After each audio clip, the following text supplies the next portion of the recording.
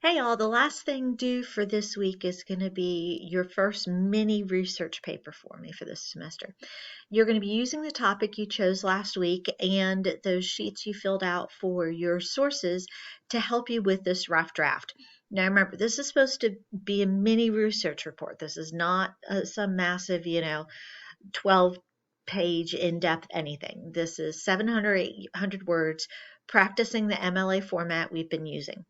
Remember, you've got to include 3 scholarly journal articles and 3 websites, reputable websites. We talked about what that means last week, and the actual book, Animal Farm, because you're going to be looking at those various elements you chose. Now, a hint, those resource sheets you filled out last week, that was not just busy work to make sure you had actually read the journal articles and the websites and done what you were supposed to. Those sheets are meant to actually help you write your paper now, because now you can take those connections you made on those sheets and incorporate those in your rough draft. You already found quotes that support your thesis and included those on your sheets as well. So be sure to use that information that you gathered from last week and utilize that in your rough draft. If you have any questions on the MLA format, you can reference back to the previous videos I did, or as I've said to you before, the Purdue OWL site is great if you have any questions on that MLA format. Also, look at those research journal article sheets that you submitted to me, because I will have made corrections on there if there were errors in your MLA formatting. Next, I want to take a look at the rubric with you that I'm going to be using to grade this. As usual, I am using a rubric again. Get used to it. I love these because it clearly shows you what I'm looking for, what you should and shouldn't do in your writing. So the first thing is your introduction, your thesis. To score 4 on this, and this is exceptional. Introduction grabs the attention of the reader. Thesis is clear, arguable, well developed. Now, you can get a range of scores all the way down to the 1. I highly doubt I'll see any of these where it's weak or no introduction, or the paper's purpose is completely unclear, or a missing thesis statement.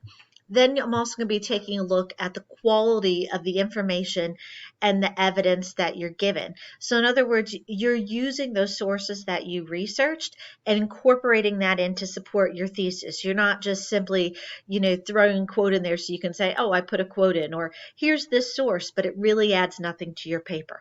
So the information you're putting in from your sources must really add to your paper. So the quality of information and evidence. And then the support of your thesis and the analysis. And this is where the novel itself is going to come in. Your paper, yes, it's research, but you're still supporting your opinion. And you've got to analyze what's in the book and those articles and how that's supporting your ideas, your thoughts. And then the development and organization, clear, logical. It's not randomly jumping from section to section. There's good transition words at the starting and middle of your paragraphs so that it helps with your flow. Your conclusion, it's a summary of the topic that you stated in your thesis. Remember, the best conclusion is a restatement of your thesis. So make sure you're doing that. Your conclusion is not where you introduce new information. It is your summary. It's where you're summarizing everything else you've covered in that paper. And then your style and voice. They're appropriate to the audience, to the purpose, originality, creative. It's not just trite words and phrases. You're really making clear connections. Now, your grammar and mechanics, if you've already put this in through Paper Rater before it gets to me, even in your rough draft, most of this should be caught, but it's always your responsibility to read through and proof your papers. So a 4 doesn't mean it's perfect as far as grammar and punctuation, because, there's always going to be mistakes. It means that it's almost entirely free, that you've got really good control of your grammar, and the errors are few and they don't interfere with my reading of your paper. If your grammar and spelling errors are such that I can barely get through your paper, that's when you're looking at the much lower scores of your 2 and your 1. And then citation format conforms to MLA rules of formatting, and citation of sources are perfect. This is one you can get at 100% because it's such small sections that you're looking at, 3 articles and 3 websites. And I will have already checked them on that first round of information and research you gave me.